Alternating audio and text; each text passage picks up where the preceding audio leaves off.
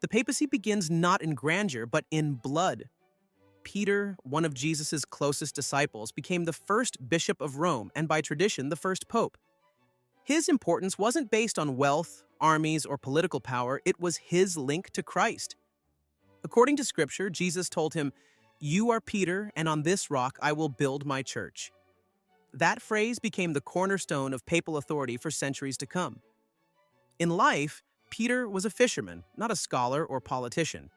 But his leadership among the apostles gave the early Christian community direction at a time when it was under constant threat from the Roman Empire.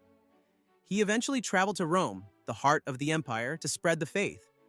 There, during the persecutions of Emperor Nero, Peter was arrested and sentenced to death. Tradition says he was crucified upside down because he felt unworthy to die in the same manner as Jesus. Peter left no wealth or palaces behind, but his martyrdom gave the Roman Church its unique authority. Unlike other Christian communities spread across the Mediterranean, Rome had the legacy of Peter. Over time, this memory of martyrdom and sacrifice would become the justification for why the Bishop of Rome should be considered supreme over other bishops. The papacy would later evolve into a position of immense political power, but in Peter's time, it was about survival, faith, and leadership under persecution. Peter's death also set a pattern that shaped how the church saw itself, a willingness to suffer and even die for the truth of its message. For centuries, popes after him claimed his authority, calling themselves the successors of Peter. This idea, that their power was not merely human but divinely ordained, would define the papacy in both glory and scandal for the next 2,000 years. If Peter gave the papacy its spiritual roots, Leo I was the first to show what it could mean in practice. Known as Leo the Great, he transformed the Bishop of Rome from one local church leader into a figure who claimed authority over the entire Christian world. His timing was crucial. The Western Roman Empire was collapsing under barbarian invasions, and people were looking for stability. When Attila the Hun threatened Rome in 452, it wasn't the emperor who stood before him, it was Pope Leo. Accounts say Leo's presence and negotiation persuaded Attila to turn back. Whether that's fully true or not, the story itself cemented the Pope as a protector not just of faith, but of Rome itself. Leo also argued that the Pope held supreme authority over other bishops, grounding his claim in the legacy of Peter. He wrote that Peter still spoke through his successors. This was a bold new vision. The papacy wasn't just first among equals, it was the head of the church. That idea would shape every major battle for power between Rome and other churches for centuries. Leo's theological influence was equally lasting. His writings on Christ's nature were adopted at the Council of Chalcedon, a turning point that defined Orthodox Christianity. Through him, the papacy became not just a spiritual office, but also a political and intellectual one. By the time Leo died, the Bishop of Rome had stepped into a role far beyond its beginnings, a pope who could speak for the faith, protect his people, and claim divine authority. In short, he showed the world that the papacy could be a throne as much as it was a pulpit. Gregory stepped into power at a time of chaos. The Western Roman Empire had fallen, Italy was plagued by famine and plague, and waves of invasions left Rome in ruins. Instead of retreating, Gregory turned the papacy into the backbone of survival for both the city and the wider church. He reorganized church lands using their income to feed the poor, care for refugees, and fund defense.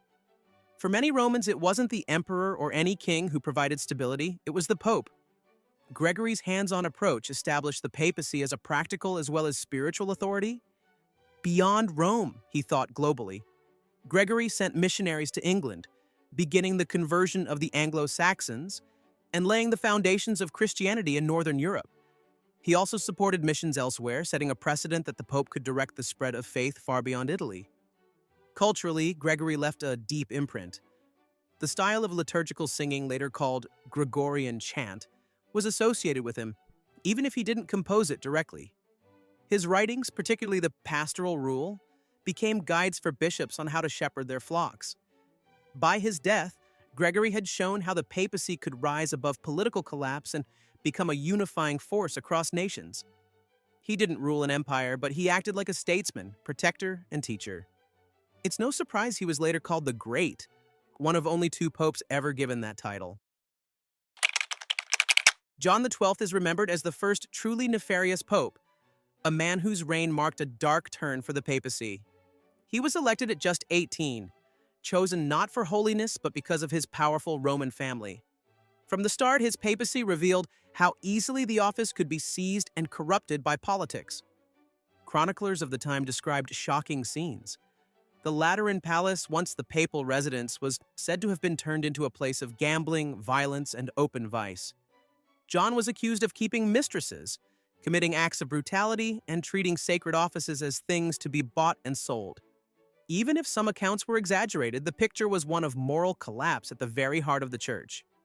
His political dealings only deepened the scandal. In 962, he crowned Otto I as Holy Roman Emperor, yet soon after plotted against him. Otto retaliated, marching into Rome and gathering a council that deposed John on charges of blasphemy, perjury, and corruption. Though John managed to reclaim power briefly, his reign ended abruptly. He died young, reportedly in the bed of another man's wife. A fitting end in the eyes of his critics to a disgraceful papacy. John XII's time in office shattered the image of the Pope as a spiritual father and protector. Instead, he embodied the dangers of an office held by someone driven by desire, greed, and politics. After centuries of seeing the papacy as a moral guide, Europe was confronted with the reality that the office could just as easily fall into the hands of a man who corrupted it for himself. Boniface VIII was one of the most ambitious popes in history, and also one of the most despised.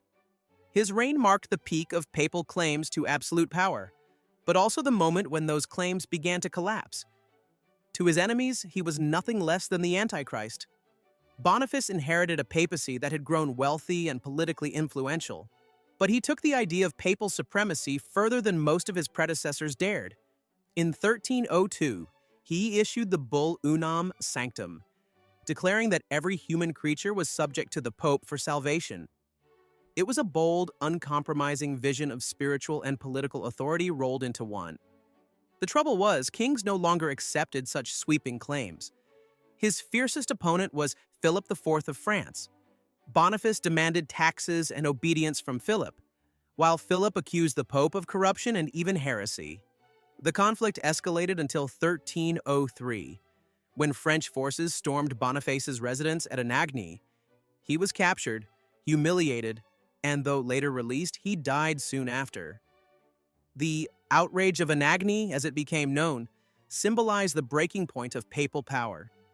Boniface's enemies used fiery language to condemn him, branding him the Antichrist. Dante consigned him to hell in the Divine Comedy while he was still alive. His arrogance and downfall exposed the limits of papal authority at a time when nation-states like France were rising. After Boniface, the papacy entered one of its weakest phases. Within a few years, it would leave Rome entirely for Avignon, beginning nearly 70 years of exile under French influence. If earlier popes like Leo and Gregory built the papacy into a universal power, Boniface revealed just how fragile that power could be when pushed to extremes. By the early 15th century, the papacy had sunk into chaos. For nearly 40 years, there had been multiple popes at once, one in Rome, another in Avignon, and, for a time, even a third claimant in Pisa. This was the Western Schism, a crisis that fractured Christendom and left ordinary believers confused about who the true pope really was. Martin V's election in 1417 brought that nightmare to an end. At the Council of Constance, the Church gathered to resolve the schism by deposing or accepting the resignations of rival claimants.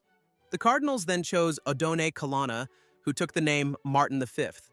His election restored unity, finally giving the Catholic world one universally recognized pope again. Martin was not a great reformer or a visionary, but his importance lay in stabilizing the office. He re-established the papacy in Rome, repairing the Lateran Palace and rebuilding Rome's status as the center of the Church. Politically, he worked to restore papal prestige, forming alliances with European rulers to rebuild the Church's influence. Still, his reign highlighted a lingering weakness. Though the papacy was united again, calls for reform were growing louder. Many hoped the Council of Constance would usher in a new era where councils, not popes, would hold ultimate authority. Martin rejected this idea, reasserting papal supremacy. The problem of corruption and abuse was not solved, and within a century, the Reformation would erupt. Martin V's legacy is one of repair, not renewal. He healed the wound of the schism and brought the papacy back to Rome, but he left many deeper problems unresolved. Unity had been restored, but reform was postponed. Few names in papal history provoke as much infamy as Alexander VI. Born Rodrigo Borgia, he became the symbol of corruption, nepotism, and scandal at the heart of the Renaissance Church. His election in 1492 was itself tainted. He was widely believed to have bought the papacy through bribery and promises of favor. Once in power, Alexander used the papacy as a tool for his family's advancement. His children, Cesare and Lucrezia Borgia, became notorious figures in their own right, tied to rumors of poisonings, affairs, and ruthless ambition. Alexander openly promoted his family into powerful positions, turning the papacy into something closer to a dynastic monarchy than a spiritual office. His private life scandalized Rome. He openly acknowledged his mistresses and fathered multiple children, living in a way that seemed to mock the Church's teachings on celibacy and morality. To his critics, he embodied everything wrong with the papacy: greed, lust, and worldliness. Yet Alexander was not without ability. He was a skilled politician, navigating the volatile landscape of Renaissance Italy, where France, Spain, and the Italian city-states all fought for dominance. He also sponsored artistic projects, supported education, and even drew the papal line, dividing the New World between Spain and Portugal in the Treaty of Tordesillas. But these achievements are overshadowed by his reputation. To many, Alexander VI confirmed that the papacy could be bought and corrupted, more a prize of power than a spiritual calling. His reign left a stain on the Church that reformers like Martin Luther would soon seize upon. When people later accused the papacy of being worldly and corrupt, it was Alexander's face they imagined. Leo X, born Giovanni de' Medici, was never meant to reform the Church. He was meant to enjoy it. Coming from the wealthy and powerful Medici family of Florence, he entered the papacy with a taste for luxury, art, and splendor. His reign is remembered less for holiness than for indulgence, both personal and financial. Rome under Leo X became a center of Renaissance culture. He sponsored Raphael and Michelangelo, commissioned lavish building projects, and turned the Vatican into a glittering showcase of art and power. But this grandeur came at a price. The papal treasury was soon drained, and Leo turned to one of the most notorious practices in church history to raise funds: the sale of indulgences. Indulgences were certificates promising the reduction of time a soul would spend in purgatory. In theory, they were tied to repentance and good works. In practice, under Leo, they became a money-making enterprise. Preachers like Johann Tetzel were sent across Europe selling them with slogans that promised salvation for coin. The scandal was immense, and it struck a nerve with a German monk named Martin Luther. In 1517, Luther posted his 95 Theses, openly challenging indulgences and papal corruption. Leo X dismissed Luther at first as a drunken monk who would sober up, but he underestimated the movement he had unleashed. When Luther refused to recant, Leo excommunicated him in 1521.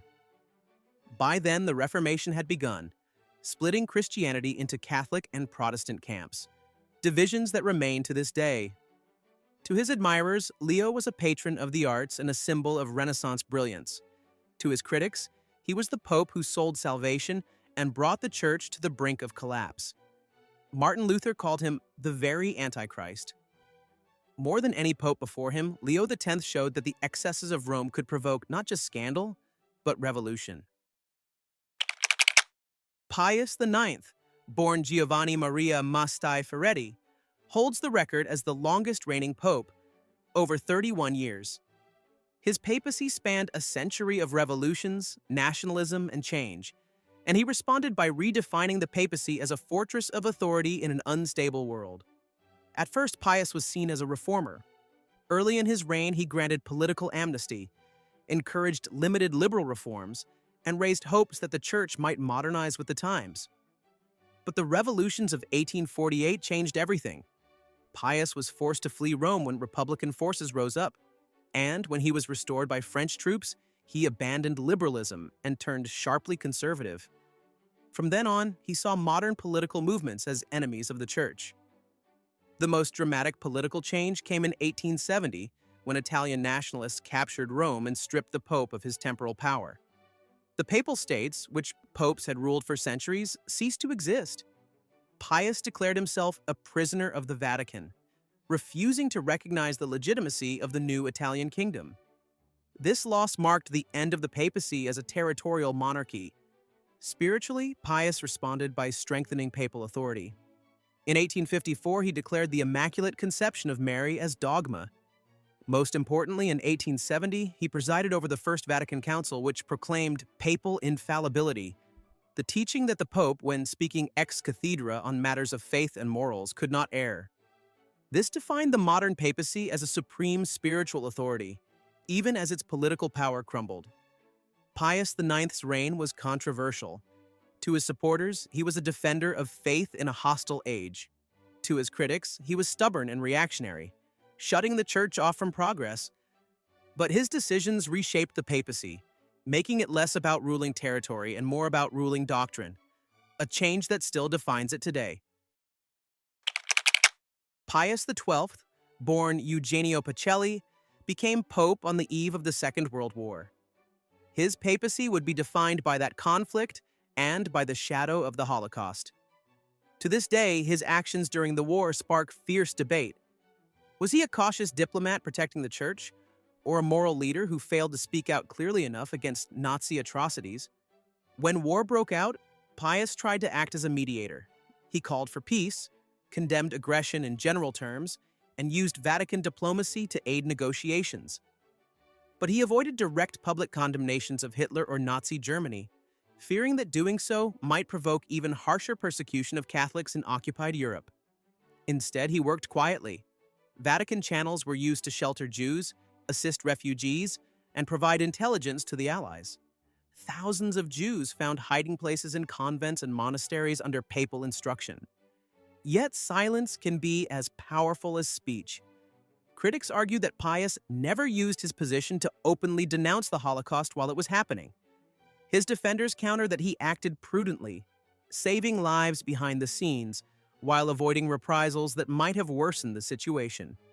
The truth remains complex, and the debate over his wartime role continues even now, especially as Vatican archives are gradually opened. After the war, Pius XII positioned the papacy as a moral voice against communism, condemning atheistic regimes in Eastern Europe and strengthening the Church's alignment with the West during the Cold War. He also fostered Marian devotion, declaring the Assumption of Mary as dogma in 1950. Pius XII left behind a divided legacy. To some, he was a cautious diplomat who chose prudence over prophecy. To others, his silence made him complicit in humanity's darkest crimes. His papacy remains one of the most morally complex chapters in Vatican history. When Cardinal Karol Wojtyła of Poland was elected pope in 1978, he became the first non-Italian pope in over 4 centuries. His election itself was historic, but his impact on the world would be even greater. John Paul II transformed the papacy into a truly global institution, traveling more than any pope before him and becoming one of the most recognizable figures of the 20th century. From the beginning, he was a charismatic presence. His background under Nazi occupation and communist rule in Poland shaped his outlook. He understood what it meant for faith to survive under oppression, and he brought that conviction into his papacy. His first visit to Poland in 1979 electrified his homeland, inspiring the Solidarity movement and contributing to the eventual collapse of communism in Eastern Europe. Many credit him as a key figure, alongside leaders like Ronald Reagan and Margaret Thatcher, in ending the Cold War. But John Paul II's influence went far beyond politics. He made the papacy a visible presence worldwide, traveling to over 120 countries, reaching millions of people face to face. His openness to youth, through events like World Youth Day, made him beloved by younger generations. He also reached out to other religions, famously praying at the Western Wall in Jerusalem, and becoming the first pope to enter a synagogue. On doctrine, John Paul II was firm. He upheld traditional Catholic teachings on sexuality, marriage, and the priesthood, often clashing with more liberal voices inside and outside the church. Yet he also wrote extensively on human dignity, work, and the value of life, leaving behind a body of writings that continue to shape Catholic thought. In his later years, Parkinson's disease weakened him physically, but he chose to remain in the public eye, turning his suffering into a witness of faith.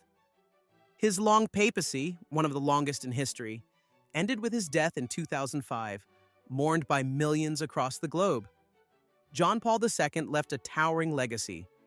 To admirers, he was a saintly figure who stood against tyranny and brought hope to millions. To critics, he sometimes failed to confront scandals within the church, especially the abuse crisis, but few doubt his stature. He turned the papacy into a global moral voice, one that reached far beyond the walls of the Vatican. When Jorge Mario Bergoglio of Argentina was elected in 2013, he became the first pope from Latin America, the first Jesuit pope, and the first to take the name Francis. His election signaled a shift. The papacy was no longer only a European institution, but truly global. From the beginning, Francis set a different tone. He refused many of the trappings of office, choosing a simple apartment over the papal palace and riding in modest cars rather than limousines. His focus on humility and care for the poor earned him immediate popularity. He often spoke of the church as a field hospital, meant to serve those most wounded by life. Francis also tackled broader issues. His 2015 encyclical Laudato Si called for urgent action on climate change, framing care for the environment as a moral responsibility. He consistently emphasized mercy over judgment, softening the tone on issues like divorce, homosexuality, and interfaith relations. For many, this made him a breath of fresh air in a church often seen as rigid and detached. Yet Francis was also divisive. Conservatives accused him of diluting doctrine and confusing the faithful. His efforts to reform the Vatican bureaucracy and address financial scandals met resistance, and the clerical abuse crisis remained a wound that no pope could easily heal. While he gained enormous popularity outside conservative Catholic circles, inside the church, his leadership often sparked debate. Francis's papacy was also marked by a global presence. He visited war zones, refugee camps, and countries on the margins of the Catholic world, seeking to make the papacy a voice for peace and justice. His style was less about defining doctrine and more about setting a moral tone, reminding the church of its duty to serve. When Francis died in 2025, he left behind a mixed but undeniable legacy, a pope who challenged traditions, reached across boundaries, and redefined the image of the papacy in the 21st century. To admirers, he embodied humility and compassion. To critics, he unsettled a church built on clarity and consistency. But no one could deny that Francis made the papacy a voice heard well beyond its walls.